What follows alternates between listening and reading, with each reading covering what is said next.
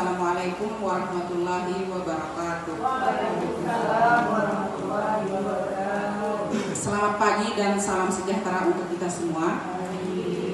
Yang terhormat Kepala Sekolah SMA Negeri 1 Pekadang, yang terhormat calon guru penggerak angkatan 11, yang terhormat Bapak Ibu Dewan Guru peserta desiminasi modul 1.4 budaya positif. Alhamdulillah, puji dan syukur kita panjatkan kehadirat Allah Subhanahu wa taala karena pada hari ini kita diberi kesempatan untuk belajar bersama dalam kegiatan desiminasi tentang budaya positif. Sebelum memulai acara ini, izinkan saya sebagai MC untuk membacakan susunan acara. Susunan acara pada hari ini, yang pertama yaitu pembukaan, yang kedua yaitu menyanyikan lagu Indonesia Raya, yang ketiga yaitu sambutan, kemudian yang keempat yaitu pemaparan materi dari CGP, kemudian yang terakhir adalah penutup. Baik, untuk membuka acara ini, marilah kita bersama-sama membaca basmalah. Baik, kita menuju ke acara selanjutnya yaitu menyanyikan lagu Indonesia Raya. Hadirin dimohon untuk berdiri.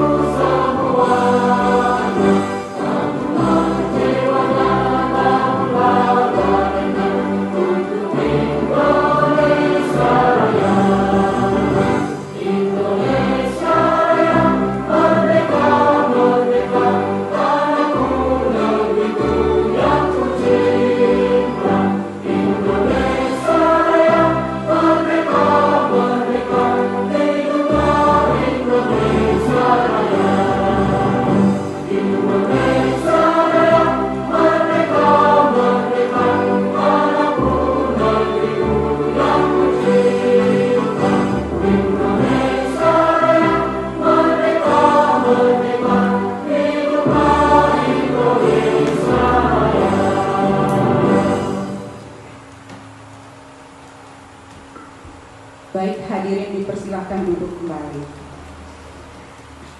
Perasaan kita dengan rasa takut, rasa bersalah dan sebagainya, itu yang kalau bisa tidak boleh terjadi untuk kita ASN maupun honorer yang ada di SMA ini. Kenapa? Karena dari pekerjaan kita, rezeki yang kita dapatkan itu adalah rezeki yang berkah. Baik Bapak Ibu hadirin yang saya hormati dan dirahmati Allah Subhanahu wa taala. Pada sambutan ini tentunya saya pertama ingin mengucapkan apresiasi untuk ketiga orang rekan guru kita yang sudah ikut kegiatan CGP dan ini masuk kepada mungkin fase akhir dari kegiatan mereka, dengan harapan tentu kegiatan ini memberikan dampak yang besar berupa perubahan cara berpikir atau mindset kita sebagai guru, cara berpikir yang juga berdampak pada pengelolaan sekolah. Karena kita paham betul, sadar betul bahwa guru penggerak itu bergerak dan menggerakkan. Nah ini, jadi harapan kita memang dengan 3 orang calon guru penggerak yang ada di sekolah kita itu bisa menularkan hal-hal yang positif. menjadi pembeda, membawa perubahan bagi SMA Negeri 1 Pengkadan. Tentu ini harapan saya selaku pimpinan atau orang yang dituakan di sekolah ini, bahwa ada dampak yang bisa dirasakan langsung oleh warga sekolah, baik itu rekan guru maupun siswa. Karena sejatinya ketika kita ingin melakukan perubahan di sekolah, maka perubahan itu harus diawali dengan cara berpikir kita juga yang mau berubah. Misalkan ya Bapak Ibu, saya ambil contoh. Ketika kita masih berpikir untuk datang ke sekolah paling akhir atau terlambat dan selalu ingin pulang lebih awal, maka tidak ada sesuatu pun yang bisa kita ubah di sekolah. Pasti Bapak Ibu. Oleh karena itu disinilah pentingnya kita merubah mindset cara berpikir kita. Karena memang perubahan kurikulum yang dilaksanakan oleh Kemendikbud kita saat ini, sebetulnya kalau kita lihat belum memberikan dampak yang terlalu signifikan kepada pendidikan di Indonesia. Karena apa? Yang kita lihat, perubahan kurikulum ini bukan mengobati permasalahan pendidikan kita sesungguhnya. Yang memang harus diubah sebenarnya adalah cara berpikir kita guru, yang diimbangi dari kebijakan pemerintah yang berpihak kepada kita guru, termasuk juga masalah gaji, tunjangan atau insentif dan sebagainya, sehingga guru bisa fokus ketika mendidik anak. Namun di saat bersamaan, apa yang kita lihat, kita rasakan kurikulum merdeka yang hari ini harus dilaksanakan di semua sekolah di Indonesia, sesungguhnya itu bukan jawaban untuk sementara ini dari permasalahan pendidikan kita sesungguhnya. Oleh karena itu saya berharap dengan adanya rekan kerja kita, dewan guru kita yang terjun langsung menyelami, ibaratnya kalau mau merasakan air laut, dia mesti terjun begitu. Jangan nanti kita membuat definisi tentang air laut, tapi kita tidak pernah ke laut. Lihat laut tidak pernah, nyicipi air laut tidak pernah, maka kita buatlah statement tentang air laut, maka itu akan menjadi deskripsi yang keliru tentang air laut. Nah hari ini apa yang kita lihat, apa yang kita dapatkan di sekolah kita, saya sangat bersyukur karena sungguhnya ketika 3 orang dari rekan kerja kita itu memastikan siap ikut dalam kegiatan CGP ini, sesungguhnya saya juga sedang melakukan riset atas 3 orang ini, seperti apa dampak nanti yang dihasilkan, dampak yang mungkin bisa diberikan, bisa ditularkan dari ketiga CGP kita ini untuk sekolah. Karena memang kurikulum merdeka yang secara konsep itu sangat bagus, memberikan kemerdekaan bagi sekolah, guru dalam menyusun perangkat ajar, dalam mengelola pembelajaran. Tapi pada kenyataan yang kita lihat, Bapak Ibu tetap saja tidak merdeka dengan dibebani administrasi yang juga tidak sedikit. Hasilnya apa? Bapak Ibu masih saja tetap dipaksakan untuk mengabaikan siswa di kelas. Nah ini kenyataan yang kita lihat.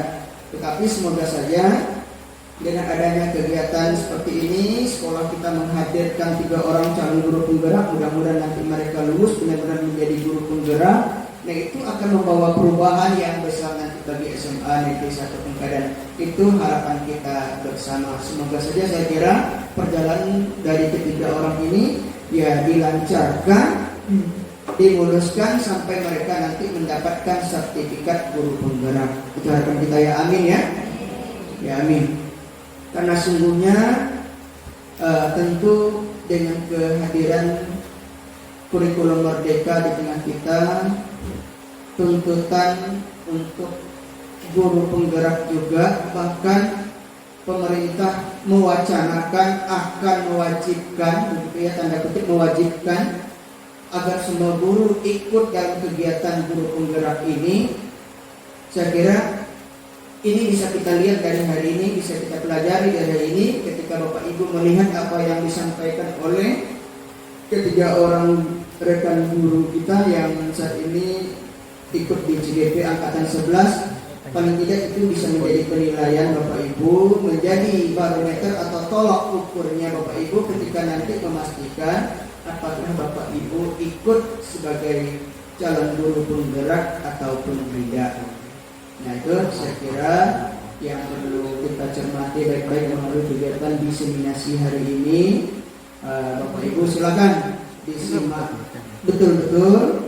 Kalau memang nanti ada ruang untuk Bapak Ibu berdiskusi tentang kegiatan CGP termasuk materi yang disampaikan hari ini tentang budaya positif, silakan nanti pelajari sungguhnya, karena memang tidak ada salahnya. Ini satu dari beberapa upaya kita untuk meningkatkan kompetensi kita sebagai pendidik, terutama di SMA Negeri 1 Pegadaian. Mungkin sedikit saya tambahkan Pak Hendriani selain yang saya sampaikan terkait masalah diseminasi hari ini.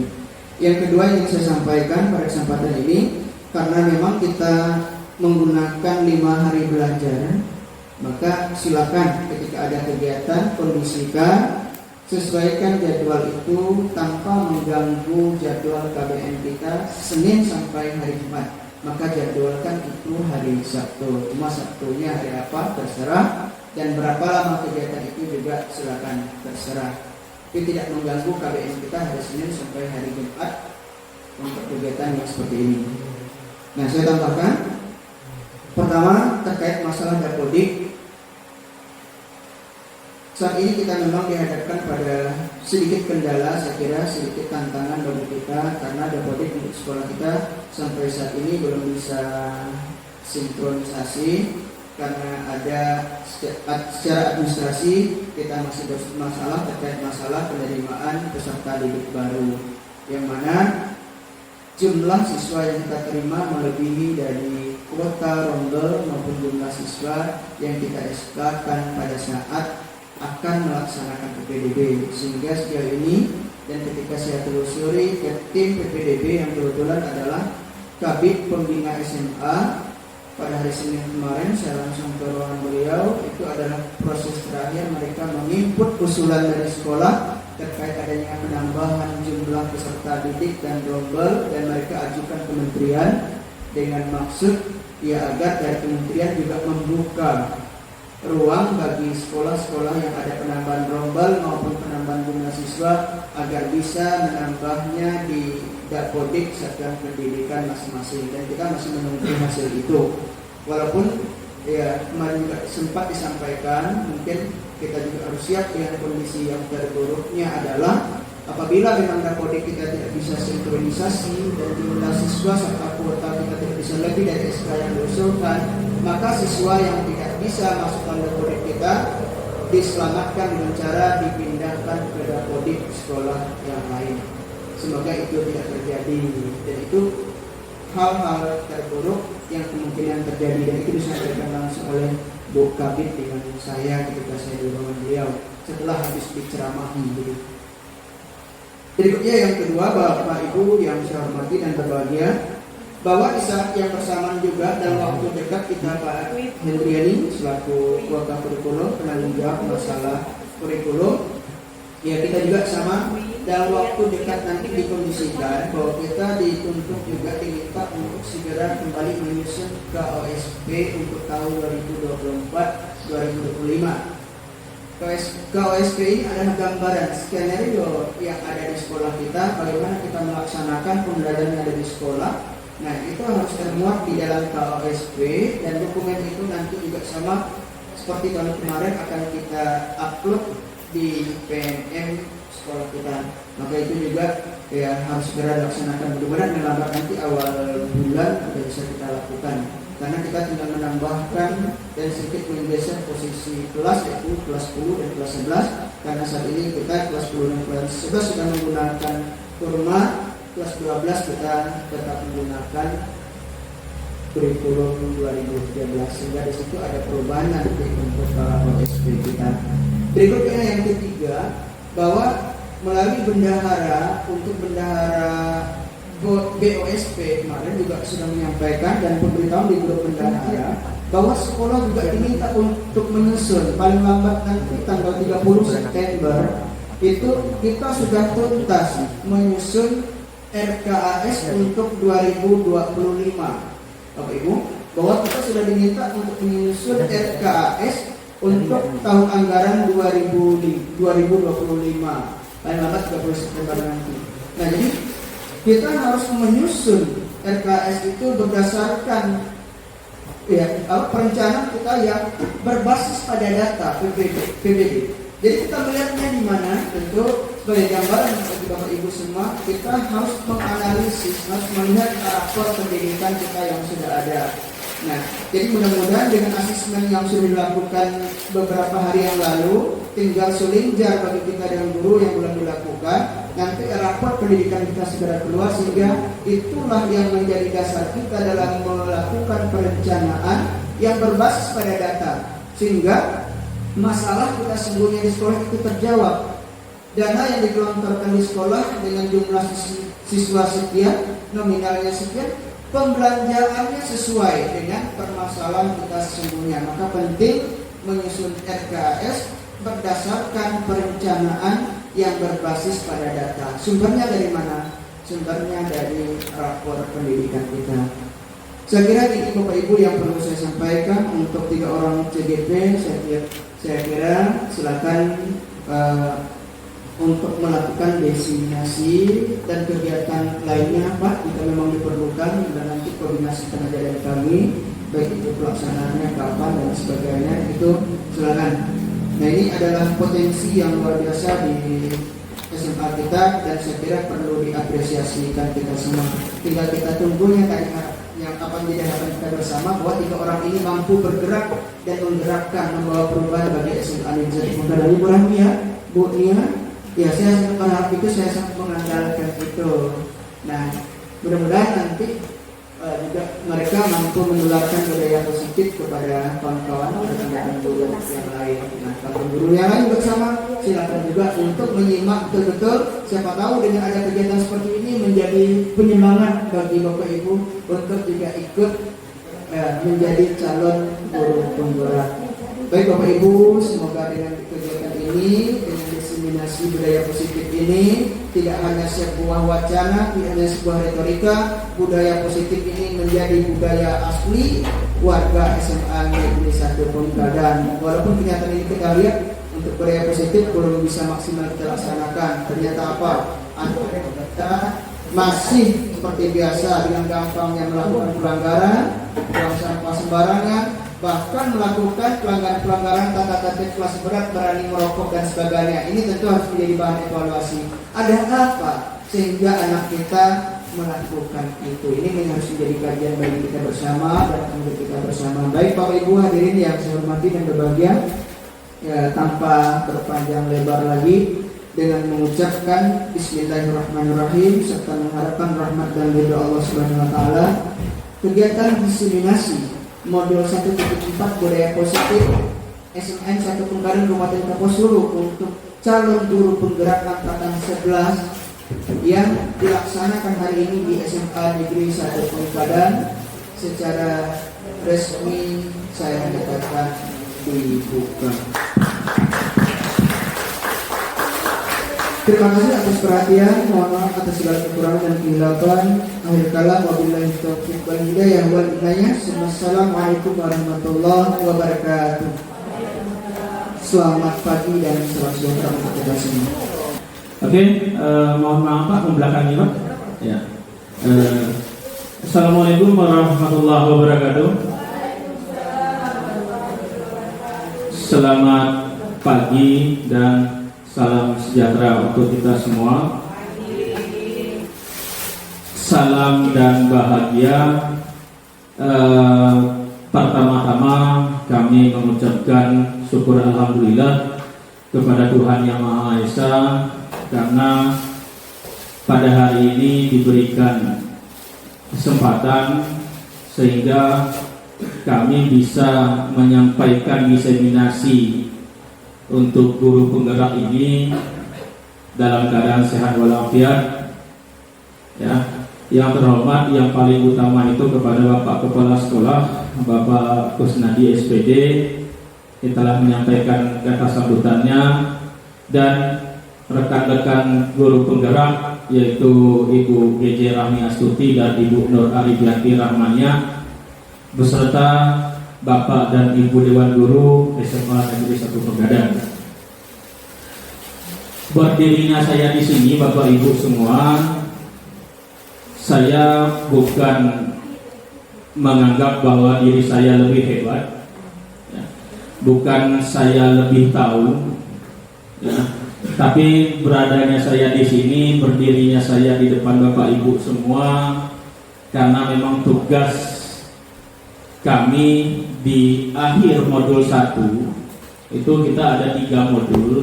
Di setiap modul itu dibagi lagi, nanti ada beberapa bagian. Sekarang ini modul 1.4 di akhir kita melakukan diseminasi apa yang sudah saya lakukan selama kurang lebih 2 bulan ini, karena di awal bulan Juni kemarin kalau tidak salah, sampai sekarang bulan Agustus baru selesai 1 modul. Ini di akhir modul 1 untuk menyampaikan diseminasi, berbagi pengalaman ya Bapak Ibu.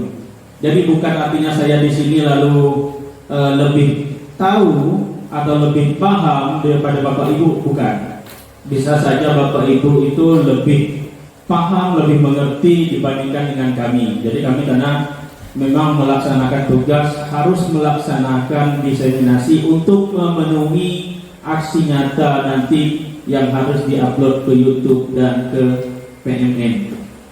Nah, jadi kita hari ini diseminasi budaya positif. Jadi kita berbicara tentang budaya positif, ya, tentang budaya positif. Jadi kami minta Bapak Ibu Dewan Guru tidak usah terlalu tegang. Kita memang tidak boleh terlalu tegang, ya. Bahaya kalau kita terlalu tegang. Jadi kita relax saja, tidak usah tegang. Jadi anggap seperti biasa, ya, seperti biasa kita bergurau seperti biasa. Yang penting kita menikmati sambil kita seruput kopi, sambil ada snack, sambil kita melihat tayangan. Dan nanti juga mungkin ada interaksi antara Bapak Ibu Dewan Guru.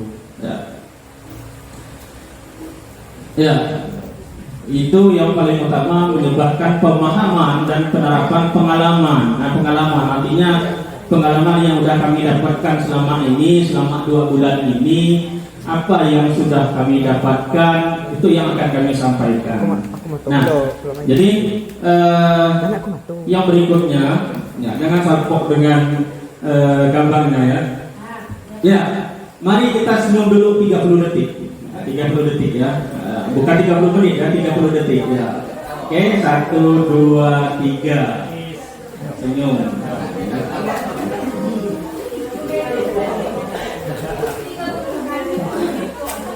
Oke, sudah 30 detik. Iya.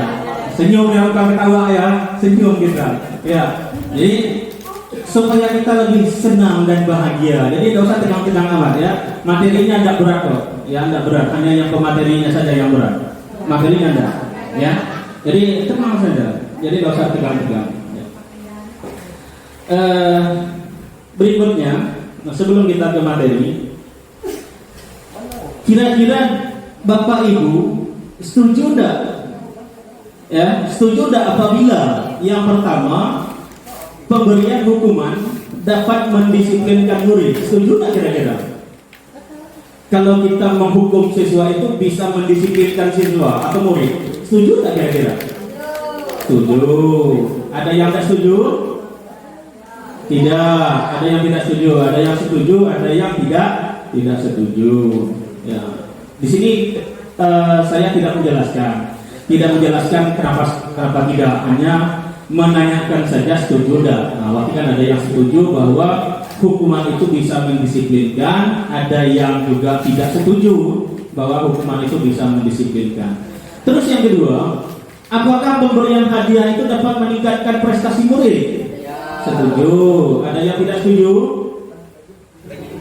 Setuju semua. Oke. Pemberian hadiah itu kan berbagai macam. Ya, hadiah itu berupa barang, berupa uang, dan lain sebagainya. Berupa pujian itu juga hadiah itu. Ya, ya. Tapi pertanyaannya kan, apakah bisa meningkatkan prestasi murid? Ya, ada yang bilang setuju, ada yang tidak. Oke. Yang ketiga, apakah guru harus mampu memberikan solusi untuk setiap siswa yang bermasalah? Setuju. Ada yang tidak setuju? Setuju. Oke. Terus yang keempat, apakah Bapak Ibu setuju guru berperan sebagai teman bagi siswa? Setuju. Ada yang tidak setuju? Setuju semua. Oke, tidak masalah. Jadi ini tidak ada penilaiannya setuju atau tidak, dan tidak mempermasalahkan setuju atau tidak ya. Jadi tidak masalah. Jadi pada intinya setiap kita dewan guru itu kan berbeda-beda. Ya. Nah, ini budaya positif. Jadi kita hari ini berbicara tentang budaya positif. Jadi budaya positif itu nanti ada berbagai macam. Nah, budaya positif itu merupakan perwujudan dari nilai-nilai atau keyakinan universal yang diterapkan di sekolah. Ya, budaya positif dapat mendorong murid untuk mampu berpikir, bertindak, dan mencipta sebagai proses memerdekakan dirinya sehingga murid mampu mandiri dan bertanggung jawab. Nah, jadi budaya positif itu ya budaya atau perwujudan dari nilai-nilai keyakinan universal. Jadi keyakinan nanti kita akan bahas masalah keyakinan nanti.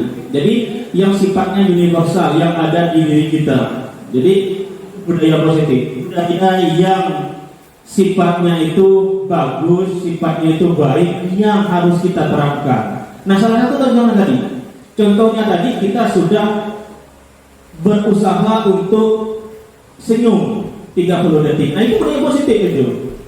Nah, bagaimana kita nanti ke dalam kelas, masuk kelas senyum. Jangan kita masuk kelas sudah masam muka. Belum kita berikan materi sudah masam muka. Nah, jadi budaya itu salah satu budaya positif kita, senyum. Biarpun kondisi kita lagi akhir bulan, senyum kita. Tetap senyum, tidak masalah. Biarpun kondisi kita lagi tengah marah-marah tadi misalnya dengan siswa yang terlambat, tidak masalah, senyum aja kita. Ya, asal jangan senyumnya sendiri-sendiri. Nah, ketika dengan siswa senyum aja. Jadi abaikan permasalahan kita di luar, di mana dan lain sebagainya. Ketika menghadapi siswa senyumin aja. Nah, itu salah satu budaya positif tadi. Ya, dari sekian banyak budaya positif yang ada. Nah, jadi ini konsep intinya. Jadi yang akan saya bahas hari ini ada 7 ini, ya, konsep inti budaya positifnya. Jadi yang pertama itu nanti kita ada perubahan paradigma belajar. Yang kedua itu ada disiplin positif dan nilai-nilai kebajikan. Yang ketiga itu ada motivasi perilaku manusia. Yang keempat itu ada keyakinan sekolah atau keyakinan kelas. Yang kelima itu ada kebutuhan dasar manusia. Dan yang keenam itu ada posisi kontrol guru. Serta yang ketujuh itu segitiga restitusi. Nah, jadi mungkin Bapak Ibu ada yang sudah familiar. Kalau sudah sering buka PNM itu sudah familiar dengan hal-hal ini. Karena ini ada semua di PNM. Nah, tapi saya di sini akan bukan menggurui tapi memaparkan sedikitlah apa yang sudah kami dapatkan, apa yang sudah saya dapatkan di selama CGP. Ya. Kenapa CGP? Karena belum ada sertifikat. Kalau sudah ada sertifikat nanti baru GP namanya, baru guru penggerak. Kalau sekarang itu CGP lagi calon, karena belum ada sertifikatnya. Mudah-mudahan bulan 12 nanti ada selesai sertifikatnya. Mudah-mudahan. Jadi sekarang lagi prosesnya PGP, lagi pendidikan ya, guru penggerak. Jadi 7 konsep inti inilah yang akan saya bahas di sini beberapa menit ke depan. Jadi Bapak Ibu rasa tegang-tegang ya. Kira-kira sebelum saya menjelaskan, ada enggak Bapak Ibu yang sudah tahu di antara 7 ini? Apa yang sudah Bapak Ibu tahu tentang ke-7 ini? Ada enggak yang Bapak Ibu sudah tahu dari antara 7 ini, pengertian atau penerapannya seperti apa kira-kira? Ada yang sudah yang sudah sering buka PNM, mungkin sering buka YouTube, ada Bapak Ibu yang sudah tahu kira-kira dari 7 konsep ini apa yang sudah dipahami oleh Bapak Ibu? Nomor 2. Oke. Ya, apa itu kira-kira Ibu Peggy? Salah satunya adalah Iya, tidak datang terlambat. tidak datang terlambat. Itu nilai kebajikan atau disiplin positif? Disiplin positif. Oke. Ada lagi Bapak Ibu guru yang lain? Selain daripada disiplin positif, ada lagi yang sudah tahu pengertiannya sebelum kita menjelaskan? Ada Ibu Reski Zohana? Ada yang sudah diketahui Ibu Reski Zohana dari semua ini? Definisi kah? Berapa? Iya, definisi ataupun penerapannya. Oke, karena sudah pernah sebelumnya betul kata Ibu Megi sudah pernah disampaikan oleh Pak Anggia, berarti mendisiplinkan siswa dengan cara-cara yang positif, tidak memberikan hukuman baik secara fisik, verbal maupun apa satunya lagi yang paling saya lupa. Jadi Oke. itu untuk disiplin positif. Disiplin positif. Definisinya. Definisinya. Ya, oke. Yang lain selain daripada dispo tadi, ya Pak Yudhoyono, yang mana kira-kira Pak Yudhoyono? Ngambil posisi kontrol guru. Posisi kontrol guru, ya. Apa yang Bapak Yudhoyono ketahui tentang posisi kontrol guru? Kalau menurut pemahaman saya ini posisi guru, satu contoh guru fisik, Ya. wali kelas gitu ya kan? Ya. Satu contoh kalau guru fisik itu kan selalu mengawasi demi pada saat salah satu contoh pada saat sholat zuhur. Iya. Itu salah satu contoh. Oke, memantau siswa ya. Ya. Oke. Ya, terima kasih Pak Yudhoyono. Ada lagi yang mau menyampaikan? Bapak Ibu guru hebat. Ada lagi? Nggak usah tegang-tegang amat. Ya. Nggak tegang-tegang amat, santai magang kita. Ya. Oke, kalau tidak ada lagi kita lanjutkan ya. Ya, kita bahas satu persatu ini nanti. Bisa mudah-mudahan apa yang kita pikirkan, apa yang kita pahami selama ini tidak salah. Pembelajaran dengan paradigma baru.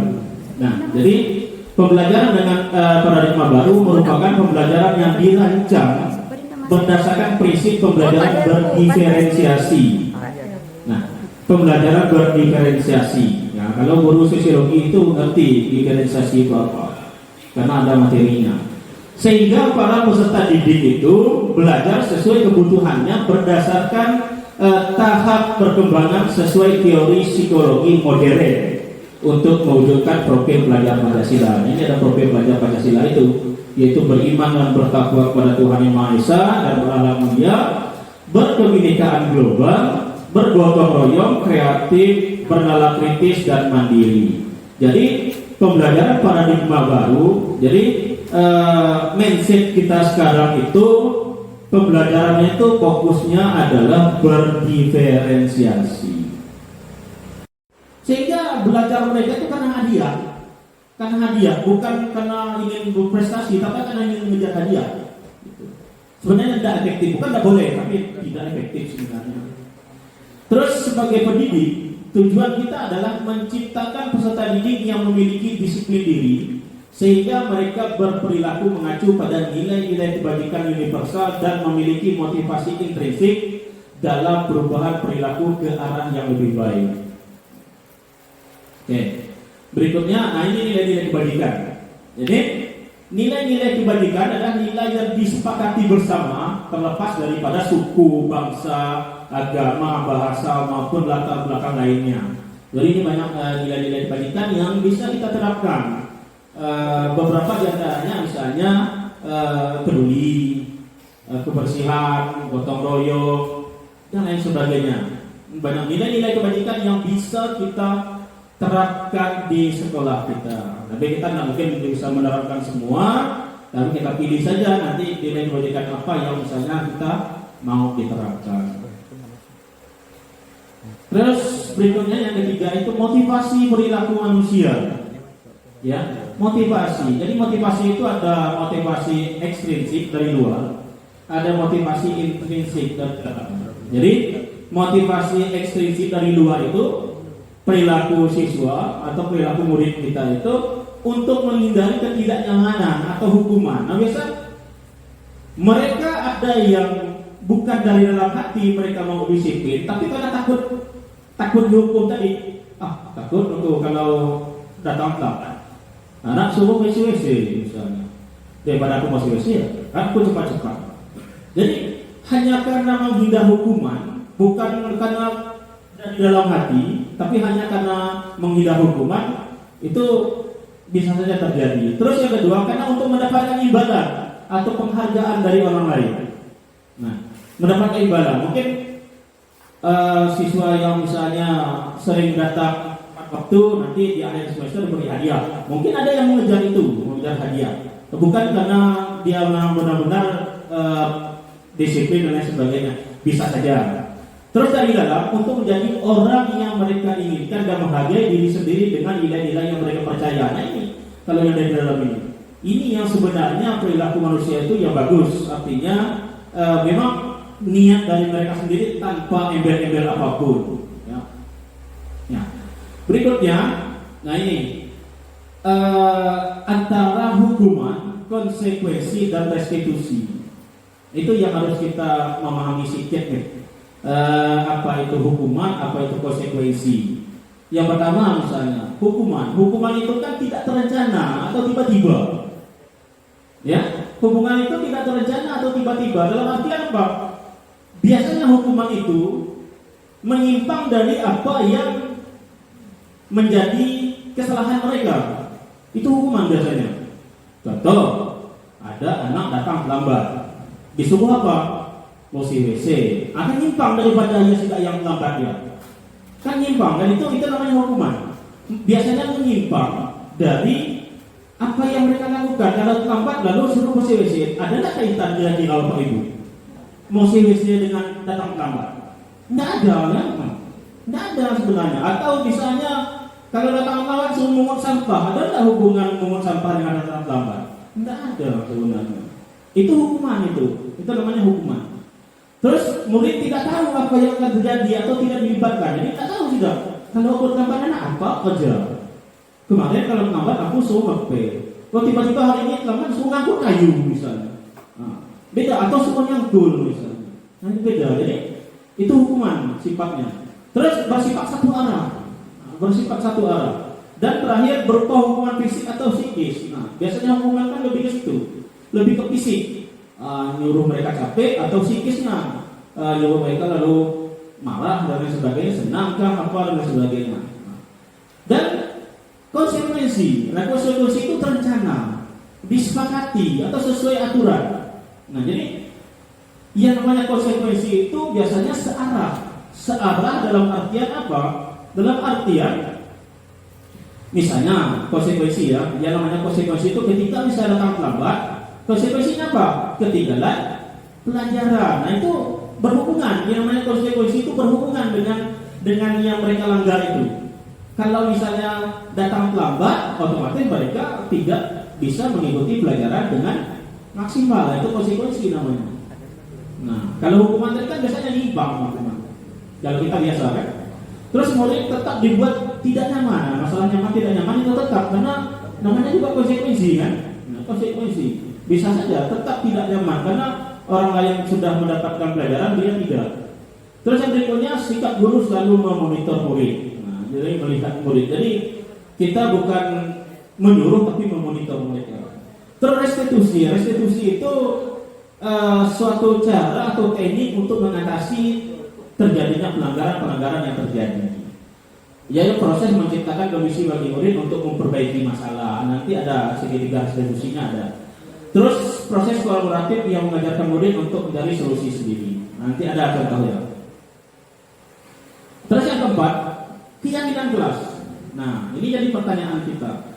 Kenapa keyakinan kelas? Mengapa bukan peraturan kelas? Nah, kira-kira Bapak Ibu ada nggak yang bisa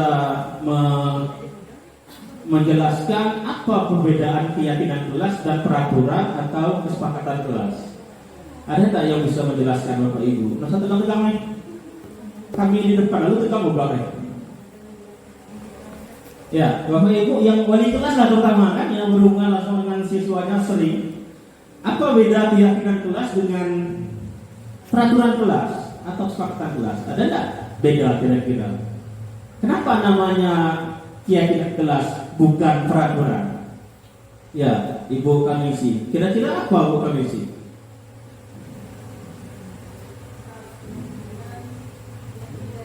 Yakin dari hati, oke. Kesepakatan bersama. Nah, Gus tuh kan dulu untuk utama. Nah, ya. Atau ada lagi yang mau nambahkan? Yang mau ditulis nggak utama? Ada? Oke. Sama saja ya. Oke. Ya kita jelaskan sedikit. Kalau keyakinan kelas itu, ya, keyakinan kelas itu bersifat abstrak. Abstrak itu bukan tidak jelas, tapi abstrak itu artinya bahwa kebetulan itu ya sifatnya itu yaitu berasal dari hati, artinya pernyataannya universal, abstrak. Pernyataannya universal atau menyeluruh. Bedanya kalau dengan peraturan kelas itu sifatnya sifatnya konkret, dia tidak abstrak, sifatnya konkret, jelas. Jadi kalau di keyakinan kelas itu pernyataannya sifatnya positif dan sedikit saja agar mudah diingat. Jadi pendek, misalnya keyakinan kelas disiplin misalnya, itu namanya keyakinan kelas.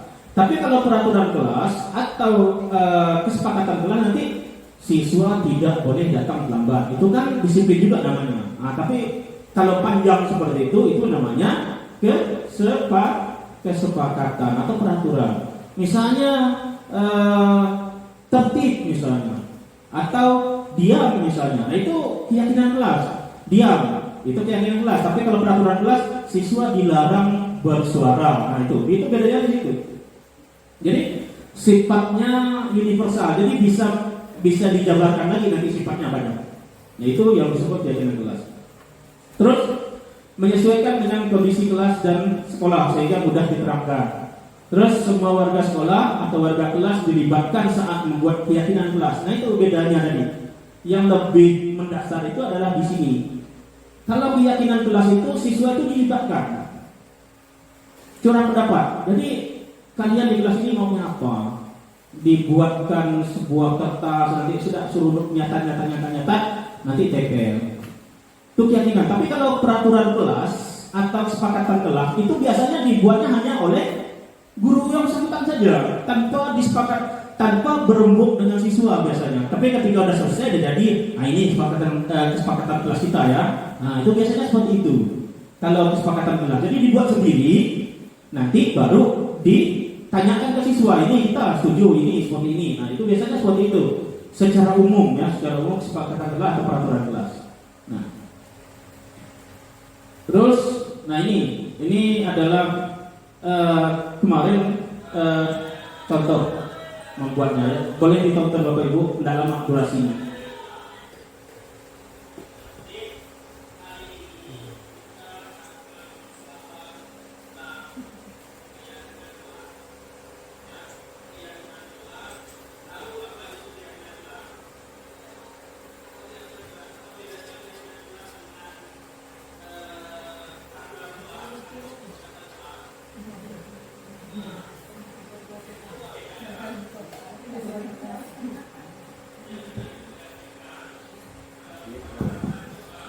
Sambil kita berbicara sambil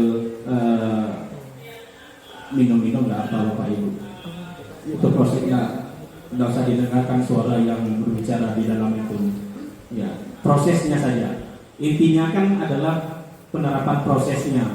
Jadi kita menyampaikan kepada siswa tentang keyakinan kelas itu apa. Kebetulan ini di kelas 12 kemarin, kelas 12 IPA.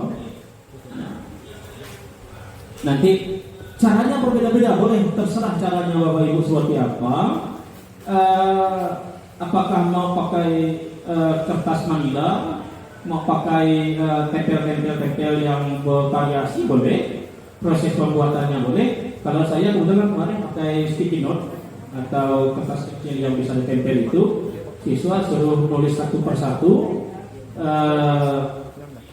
Setelah itu nanti ditempel ke depan. Setelah itu ditempel ke depan, nanti baru dipisah nanti dipisah mana yang masuk ke keyakinan kelas, mana yang masuk ke kesepakatan kelas. Nah, karena kan pemahaman kita kan beda-beda kadang. Jadi ada yang rata-rata itu nulisnya panjang-panjang gitu. Nah, itu masuk ke kesepakatan kelas. Kalau keyakinan kelas itu lebih pendek sifatnya, misalnya tertib, disiplin, gotong royong, misalnya, apa lagi, kebersihan, misalnya. Tapi kalau di kesepakatan kelas tidak boleh buang sampah sembarangan. Nah, itu peraturan kelas. Itu kan masuk, kalau keyakinan kelas itu masuk kebersihan. Atau buanglah sampah pada tempatnya.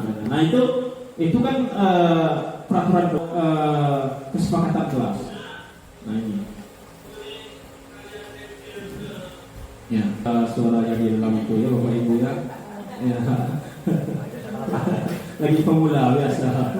Jadi ya sambil kebetulan kelasnya 12 kemarin itu. Waktunya juga enggak terlalu lama, itu kalau salah ada 11 ke 12 menit kalau masalah video ini semuanya.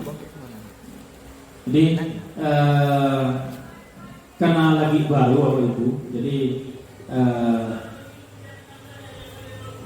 ya abaikan suaranya seperti marah-marah, tapi bukan marah sebenarnya. Ya memang udah kebiasaan seperti itu. Ya, bukan marah sebenarnya, tapi memang udah seperti itu. Ini. Pada kawan Semangatnya luar biasa ya. Semangatnya luar biasa. Wah, itu. Ya. Memang sangat yakin dengan apa yang ditulisnya. Itu keyakinan itu. Dia sangat yakin karena memang itulah bedanya sebenarnya keyakinan dengan kesepakatan atau peraturan. Kalau keyakinan kita dengan murid itu memang berkolaborasi. Siswa itu suruh menyampaikan curah pendapatnya masing-masing. Kalau peraturan biasanya dibuat oleh kita, itu kan udah kita buat sendiri di kelas Fadilah, baru kita sampaikan ke siswa. Oh inilah kesepakatan kelas kita, Pak. Nah, nanti kita mematuhi ini ya. Biasanya kesepakatan kelas itu dibuat secara sendiri oleh wali kelas atau guru.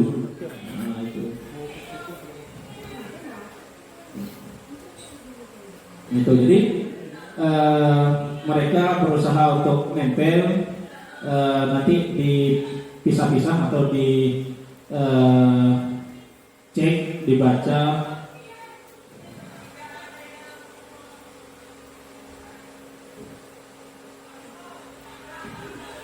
Nah, itu kurang lebih seperti itu ya Bapak Ibu ya. Oke, kita selesaikan aja, tidak apa. Ya, kurang lebih seperti itu pembuatannya. Nanti dipisah-pisah, digabungkan jadi satu, mana keyakinan, mana peraturan. Nah, kita lanjut saja. 5. Kebutuhan dasar manusia. Nah, kebutuhan dasar manusia adalah segala sesuatu yang kita lakukan untuk mendapatkan apa yang kita inginkan. Seluruh tindakan yang kita lakukan memiliki tujuan tertentu, dan semua usaha terbaik yang kita lakukan adalah dalam rangka agar kebutuhan dasar kita terpenuhi dengan baik. Itu kebutuhan dasar kita manusia. Nah, ini ada 5 kebutuhan dasar manusia. Ya, ada 5. Yang pertama itu bertahan hidup. Ya, bertahan hidup atau survival kalau salah. Ya, survival, bertahan hidup. Yaitu yang pertama, bertahan hidup itu masalah makanan, pakaian, tempat tinggal, keamanan, dan kesehatan. Nah, kalau kita hubungkan ini dengan murid atau siswa kita, kemampuan mereka untuk bertahan hidup, misalnya ketika mereka ke sekolah misalnya. Ketika mereka pakaian mereka mungkin basah, atau mungkin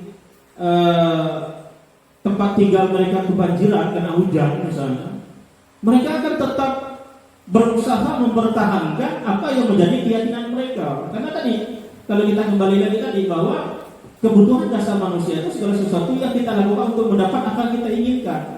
Jadi mereka akan berusaha mempertahankan argumen mereka, Pak, kami baju basah, hujan dari bawah, atau Kak, saya tidak bisa masuk ke rumah kebanjiran. Nah, itu biasanya akan berusaha untuk mempertahankan itu.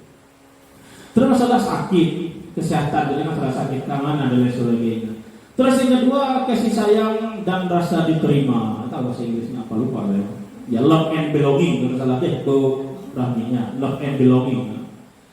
Rasa diterima, dipedulikan. Itu siswa itu kan di sekolah itu kan kadang-kadang itu kan karena ingin rasa diterima, dia melakukan apapun biasanya. Ingin diterima di kelasnya, mungkin di kelasnya karena dia mungkin disepelekan oleh kawan-kawan, dia dengan cara mau diterimanya mereka, ya bisa saja mereka melakukan apapun, misalnya itu kebutuhan mereka. Makanya kadang-kadang ada yang sampai melanggar aturan misalnya kan, terus merasa pengen dipedulikan, pengen dipedulikan, mau dipedulikan ya dengan cara apa? Ya membuat kasus misalnya, karena mungkin kurang peduli kita guru dengan mereka misalnya, sehingga membuat masalah. Bisa saja karena kurang kasih sayang misalnya, pengen diterima dan sebagainya. Kerjasama menjadi bagian dalam kelompok. Terus kebebasan atau freedom masalah kebebasan.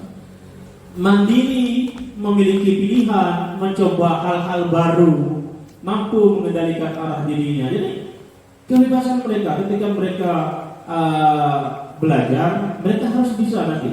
Kita harus usahakan mereka mengekspresikan apa yang mereka bisa, karena setiap manusia itu memiliki karakter, memiliki sifat, memiliki kemampuan yang berbeda-beda. Terus kesenangan, kesenangan, bermain, humor, antusiasme, tertawa, bermain. Nah, makanya sekarang itu kita harus lebih banyak bermain, bukan lalu 92 menit lalu bermain terus lah. Ya, bermain artinya diselingi sedikit-sedikit. Nah, kalau lihat kepala udah agak-agak mentok dinding, nah kita boleh ajak bermain, ajak ketawa-ketawa, buat game dan sebagainya supaya mereka antusias dan ketawa-ketawa. Tidak masalah, beberapa menit waktu kita terpotong untuk membuat siswa itu senang, itu tidak masalah. Yang penting mereka menikmati. Ya, dengan lesu misalnya, kamu ini gimana ya? Kamu sudah berjanji dengan Bapak tidak akan terlambat lagi. Kenapa kamu senang sekali mengecewakan Bapak? Kan dengan cara kita lemah lembut, saya menjelaskan dari sana lemah lembut ya. Ya, Bapak benar-benar kecewa sekali dengan kamu misalnya. Nah, dengan suara seperti itu kita bisa saja membuat mereka itu merasa saya bersalah. Tapi kalau kita laki-laki, bapak ibu, bapak-bapak guru itu biasanya agak susah. Kalau saya sih agak susah agak lembut itu. Ya. Jadi itu namanya posisi kita itu sebagai membuat rasa bersalah. Terus yang berikutnya, yang ketiga itu posisi kita itu sebagai teman. Nada suara ramah, akrab, bercanda. Bahasa tubuh yang kita merapat ke murid, mata dan senyumnya jenaka, bukan menggoda ya, bukan menggoda jenaka. Ya, ayolah, gimana sih kamu? Ya, kemarin kamu udah berjanji dengan Bapak kan? Kenapa lambat lagi ya? Nah, sambil tertawa ringan atau tertawa-tawa positif kan? Karena kita posisinya sebagai kawan bagi mereka kan? Nah, ya sudah, tidak apa-apa. Duduk dulu sana, nanti Bapak bantu kamu ini sambil senyum-senyum, atau mungkin sambil nubit-nubit sedikit misalnya kan. Nah, karena kawan tadi sambil dipeluk-peluk yang sama-sama laki-laki atau sama-sama perempuan, dirangkul mungkin yang ibu-ibu misalnya. Nah, itu. Jadi itu posisi kita sebagai kawan itu, sebagai teman. Posisi kita guru itu sebagai teman. Terus yang berikutnya, posisi sebagai pemantau. Nada suara datar biasa saja. Nada suara datar. Bahasa tubuh yang formal lah, biasalah, namanya juga kita misalnya guru gitu kan. Nah, itu biasa formal. Misalnya, Bagas, tahukah kamu jam berapa kita mulai? Nah, tahu Bang, kata Bagas. Terus kamu terlambat 15 menit, apakah kamu sudah mengerti konsekuensi yang harus dilakukan bila terlambat? Konsekuensi ya, di sini bukan hukuman ya, konsekuensi. Paham Pak, saya harus tinggal kelas pada jam istirahat nanti dan mengerjakan tugas ketertinggalan saya. Itu bukan menghukum, karena konsekuensi kan. Karena dia terlambat tadi, otomatis dia ketinggalan pelajaran. Dia harus mengulang atau dia harus mengisi waktu yang tertinggal tadi berapa belas menit untuk belajar yang sudah tertinggal tadi. Ya benar, ya. Nanti pada saat jam istirahat kamu harus tinggal di kelas untuk menyelesaikan tugas yang tertinggal tadi. Bapak tunggu. Nah, bapaknya hanya nunggu saja, mantau magang. Nah, hanya memantau. Nah, itu posisinya sebagai pemantau. Terus yang terakhir itu posisi kita guru itu sebagai manajer. Sebagai manajer, nada suaranya tulus, Nah, gimana? Nggak tahu lah. Suaranya tulus, gitu. Bahasa tubuhnya nggak kaku, ya, mendekat ke murid. Misalnya contoh, Bagas, kamu mengetahui jam berapa sekolah dimulai? Tahu Pak, jam 7, katanya kan. Terus, ya, jadi kamu tambah kira-kira apa yang akan kamu perbaiki? Apakah kamu akan memperbaiki masalah ini? Nah, kata Bagas, saya bisa menanyakan teman saya Pak untuk mengejar tugas yang tertinggal. Baik, itu bisa dilakukan. Apakah besok akan ada masalah untuk kamu agar bisa hadir tepat waktu ke sekolah? Kata Bagas, tidak Pak, saya bisa hadir tepat waktu, jadi tidak ada masalah kata Bagas besok. Yang kata gurunya, baik Bapak hargai usahamu untuk memperbaiki. Jadi dia tidak bantau, dia kan tidak bantau tugasnya, karena Bagas tadi kan dia akan nanya tugasnya ke kawan, kan dia hanya sebagai manajer, hanya sebagai manajer, mau tahunya seperti apa dan sebagainya. Ini terakhir Bapak Ibu ya, ini terakhir untuk sesi saya. Segitiga restitusi, segitiga ya, bukan tepung terigu. Ya, segitiga. Ini segitiga restitusi di terakhir. Ini adalah sebuah proses mengatasi siswa yang lambat tadi. Mengatasi siswa yang lambat tadi 3 cara kita ya. Segitiga restitusi itu adalah satu proses dialog kita dengan murid tadi, yang dijalankan oleh guru agar dapat menghasilkan murid yang mandiri dan bertanggung jawab. Nah, ini yang pertama. Langkah restitusi yang pertama itu menstabilkan identitas. Ya, berdasarkan prinsip membuat kesalahan adalah bagian proses dari pembelajaran. Berbuat salah itu wajar. Tidak ada manusia yang sempurna. Kita menstabilkan identitas siswa. Bahwa kita mengatakan bahwa ya salah itu wajar. Ya. Jadi tidak ada manusia yang sempurna. Jadi semua manusia itu pasti pernah berbuat salah. Bapak juga pernah melakukan itu. Bapak tidak mau mencari siapa yang salah, tapi Bapak ingin mencari solusi dari permasalahan ini. Nah, terus kamu berhak merasa begitu. Jadi kita tidak menjudge mereka itu salah, tapi kita akan mencari solusinya untuk memperbaiki kesalahan mereka. Terus yang berikutnya, validasi tindakan yang salah. Ya, berdasarkan prinsip perilaku berupaya memenuhi suatu kebutuhan tertentu. Kamu pasti punya alasan mengapa melakukan hal itu. Padahal kamu bisa melakukan hal yang lebih buruk dari ini misalnya. Terus kamu patut bangga karena telah melindungi sesuatu yang penting buatmu. Kamu melakukannya karena mempertahankan sesuatu yang penting bagimu. Misalnya kita tidak tahu tadi penyebabnya apa. Dia lambat mungkin karena yang motornya macet dan sebagainya. Kan tak mungkin dia tinggalkan motor tepi jalan kan. Pasti dia tunggu mungkin akan bengkel dan sebagainya. Terus yang terakhir itu menanyakan keyakinan. Ya.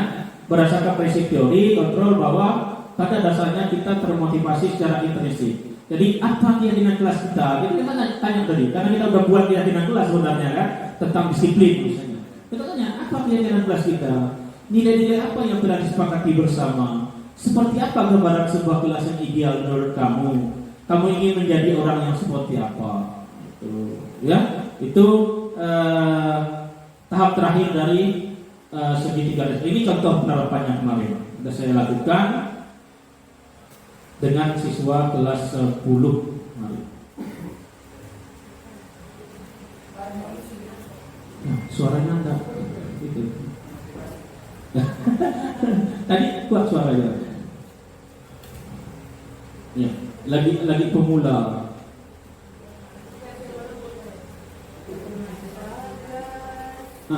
Memang karena kameranya agak jauh, jadi suaranya tidak kedengaran memang kemarin. Ya. Nah ini, mohon maaf tulisannya tidak lama muncul karena lagi bulan ya video. Iya, validasi tindakan di sana. Iya. Itu banyak pelindung teks itu ada. Nah ini menanyakan keyakinan yang terakhir ini.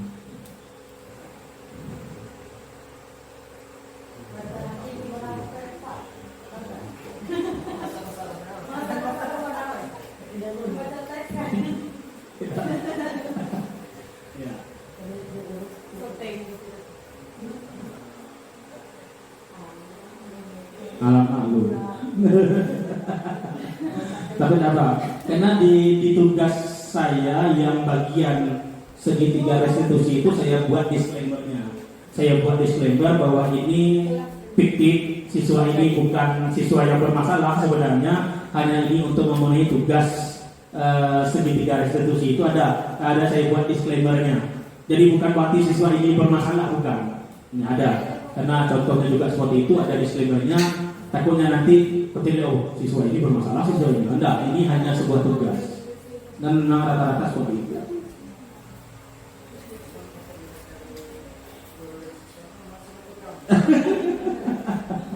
Iya, iya.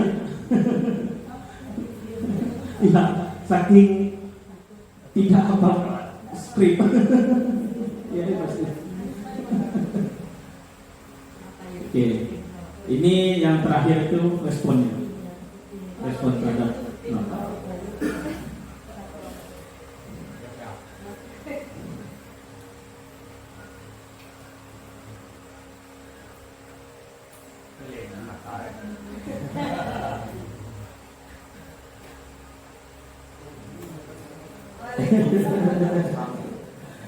Oke, terima kasih Bapak Ibu semuanya.